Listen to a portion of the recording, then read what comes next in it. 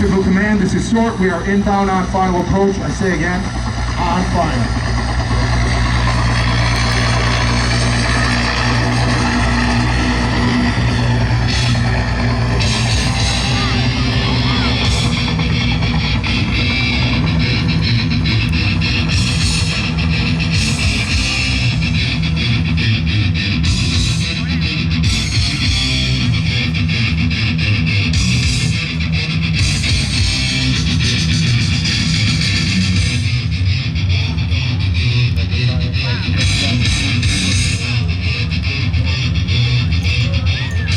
Welcome to the New York State Police exhibit. But if I can draw your attention to the middle of the tower, standing on the roof, I would like to introduce our host for this show, Sergeant Eric Ozzy Osborne.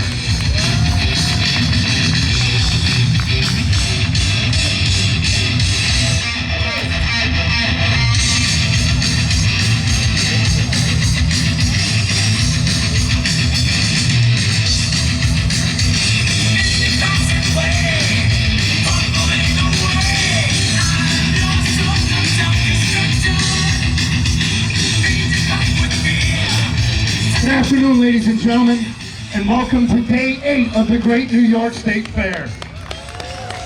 Appreciate you folks joining us, especially appreciate those of you that sat through that dog show for no other reason than to secure prime seats for this. The best show at the exhibit, guaranteed not to give you fleas. We are SORT. SORT is the tactical element for the New York State Police. As such, we conduct all those operations you would typically expect a SWAT team to conduct. High-risk felony warrants, drug raids, barricaded subjects, hostage situations, dignitary protection. However, we also perform a few tasks you wouldn't necessarily associate with a SWAT team, such as search and rescue, to include high-angle rappelling and rope rescue, which is what we're going to demonstrate here today. Our team was formed in 1979 as a counterterrorism unit in anticipation of the 1980 Winter Olympics in Lake Placid. At that point, there were 3 teams across the state. They were part-time. They were called the Mobile Response Team. Since then, we've undergone several evolutions, and in 2008, we became a full-time detail, changed our name to SORT, and added 2 teams.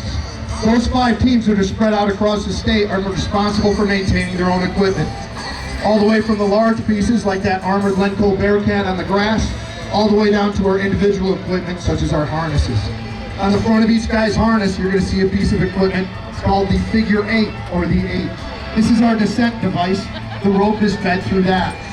The top hand on the rope is just a guide hand. Just keeps us upright on the rope. The one down here by our hip, that's the money maker. That's our brake hand.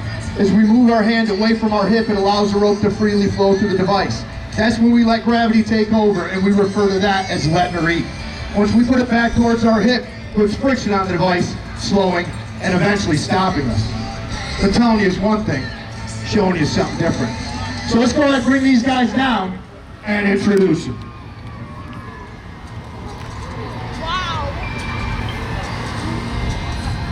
All right, on the left side of the roof from the South Central team, Trooper Calvin Lee.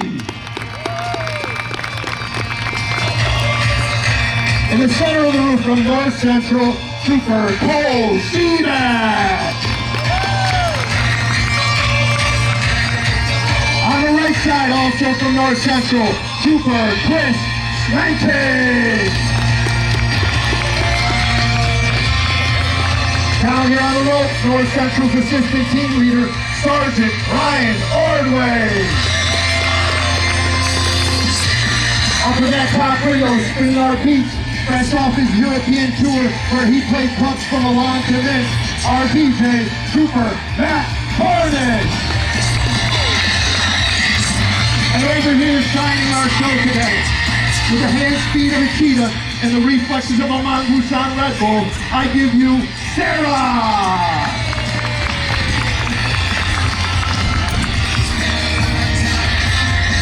And last but certainly not least, from the North Central team, Matt Mazer! Matt, hold up, bud. 1 second. Folks, those of you that are veterans of the show know we usually have them come down in pairs. In this case, the cheese stands alone for a reason.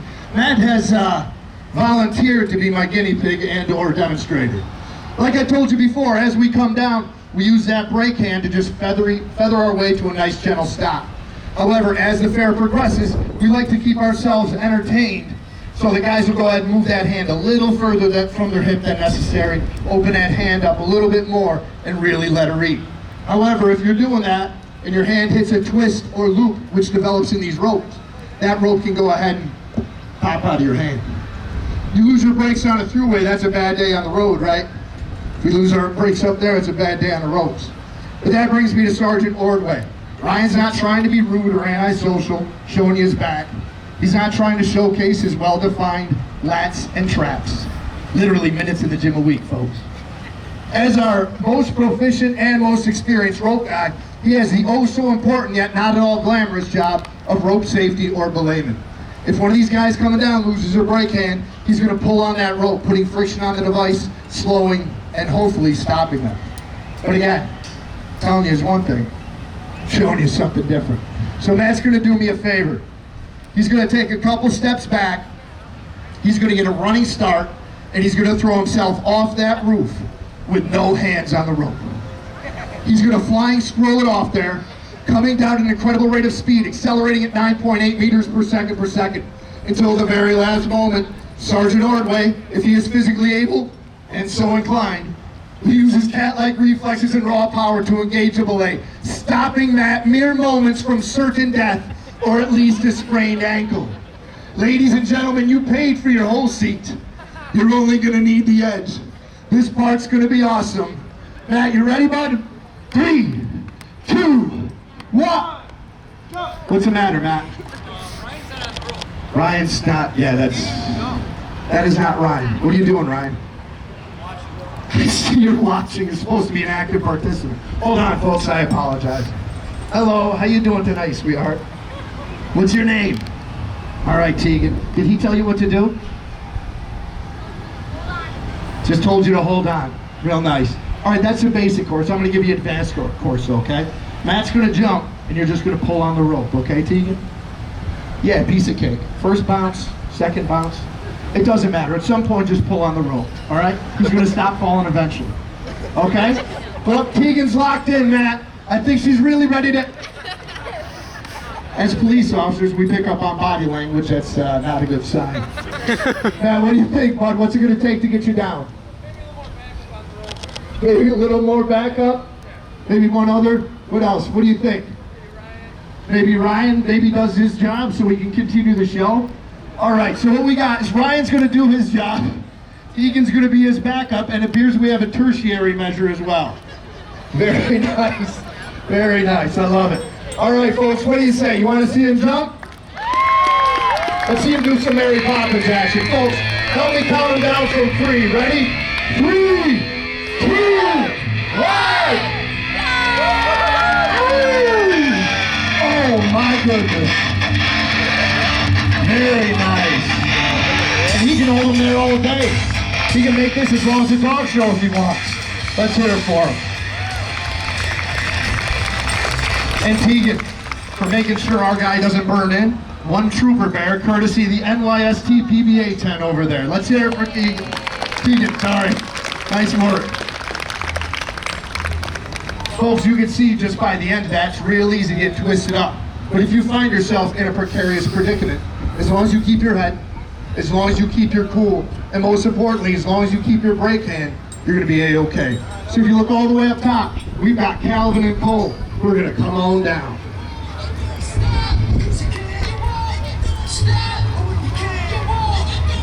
All right, you saw them both come down in that same standard seated hip rappel as everyone else has. But now they're going to transition that brake hand from their strong side to their support side. That's going to allow them to go ahead and invert. So now even though they're upside down, as long as they maintain that newfound brake hand, they're not going to smash face first in this beautifully manicured turf. This is what we call the commando crawl. It allows our guys to see where they're going before they present their feet or other body parts through a window. But once they've gone far enough, seeing what they feel they need to see, they can go ahead and revert, reassume that brake hand, and come on down. Complete with a superhero landing. Ladies and gentlemen, the invert. As a side note, we did recruit these guys to the team directly from a synchronized swimming academy. That's not very synchronized, guys.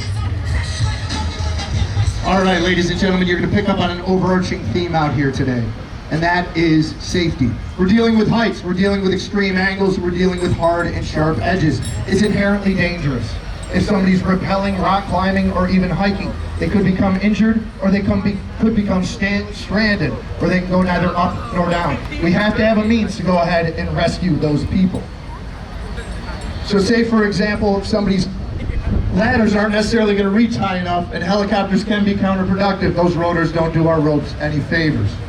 So, to start this demonstration, we've got Matt, who's going to come on down. Say Matt's working his way down the sheer cliff face of the Adirondacks, or perhaps Ithaca, because it is gorgeous. He gets to a spot he wants to be for a second. He's going to take that rope and wrap it around his 8. Not once, not twice, but thrice. This is called the tie-off. Once he's tied off, Matt can go hands-free. He can invert. He can literally and figuratively hang out. Very nice. He can get his cell phone out, snap a selfie, post it to his MySpace page. Anybody else running MySpace? Oh, Trooper Bender is, K98 is handler. All right, very nice, very nice. But say he's hanging out there enjoying himself and a rock kicks loose, hits him in the head. At this point, I'm gonna need some kids to come forward and help out. Anybody, anyone? We need like 6 or 8. Just come on forward, guys. See that rope there for your safety? Ignore it. Come on forward, grab yourself a water balloon, close with and destroy, all right? We want to hit him in the head. If we can knock him unconscious, that'd be great. We're almost out. If we run out, please don't cry. It breaks my heart, and that will do it, guys. All right, guys, so those of you that got one, go ahead, head up there and let them have it. Get close, guys. Like a firing squad, the anticipation. There it is. Faulty water balloons. We're doing some Matrix stuff. There, you're getting them from all the angles. All right, folks, let's hear it for our rocks.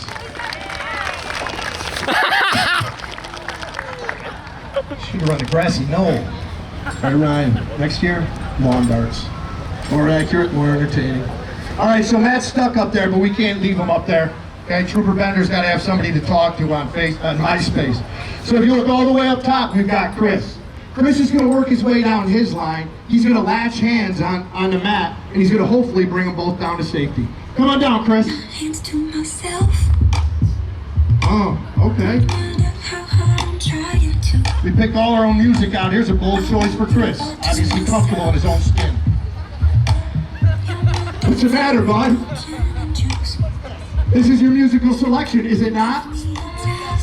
Is the DJ messing with you a little bit? What do you need?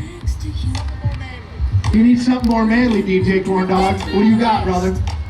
He's got something for you. Hold on.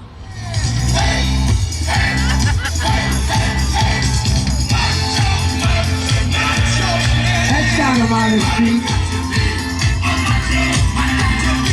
Nothing more manly than the village people, folks.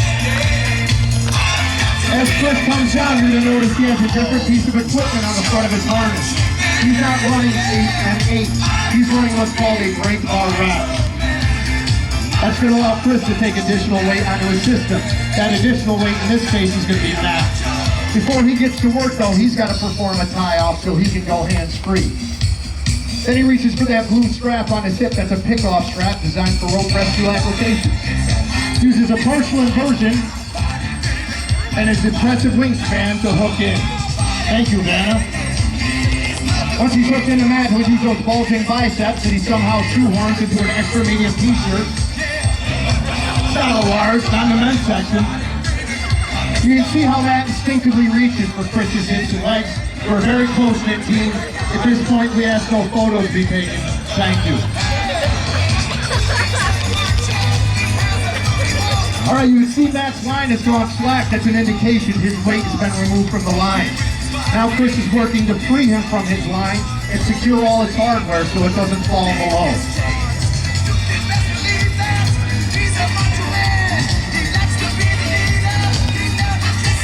Now Chris will undo his tie-off and hopefully lower them both safely to the ground. Looks like he nailed it. Ladies and gentlemen, a pick-off.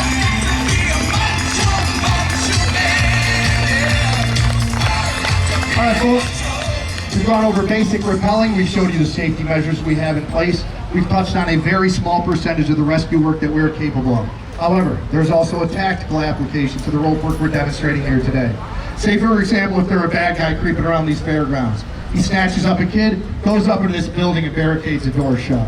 Horrible choice of location on his part, but I digress. So he's got that door nailed shut. He feels real confident we're not going to be able to breach it. Unfortunately for that bad guy, the special operations team doesn't need to come in through the door. We can come in through the window. But before we do, we count on all our other partners on the job. The men and women that you see in the gray uniform and the Stetsons walking around these fairgrounds, they are the road troopers. That is the most important and dangerous job in the Division of State Police. They're the first ones showing up on these chaotic scenes, locking them down and getting people to safety. After that, they call in their supervisors, investigators, negotiators, and all of our partners in special operations, including the K-9s and aviation. Once we're all set up and together, and we work as a team, and that's when we can do our job. So if you look up top, we've got Calvin, who's ready to run the recon. Calvin lands gently on that roof so nobody notices him, transitions that brake hand and works into the commando crawl. Now he's going to start checking each level for the suspect and the hostage.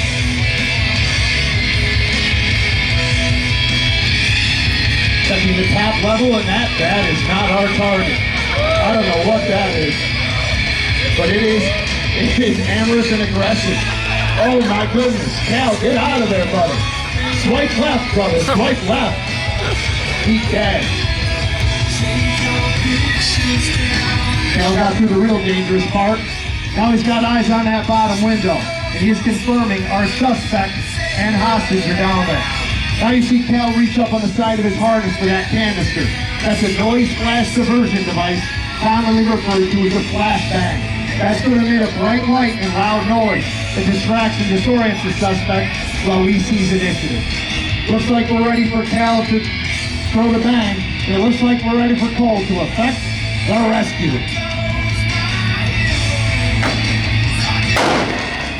Cole's in the window.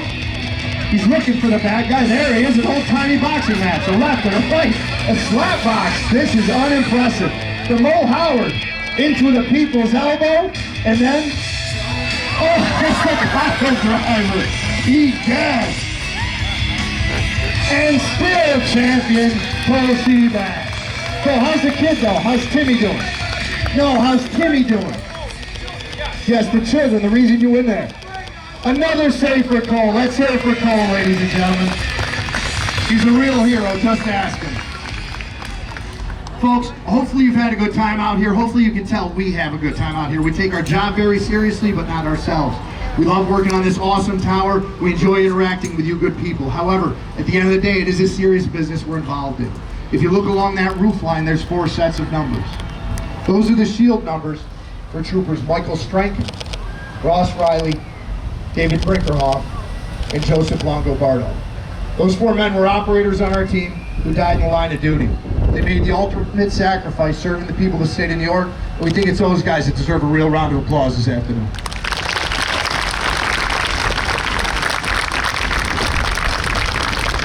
Folks, you've been a great crowd. We appreciate you coming out. Feel free to come forward after the show. We'll answer questions, pose for pictures, tasteful of course. We got stickers for the kids. You can hit up the museum over here or the interactive displays, both very interesting and air-conditioned. And you've got the Trooper Foundation, the NYST PBA stores for all your state police swag. Thanks for coming out, guys, and again, have a great day at the New York State Fair.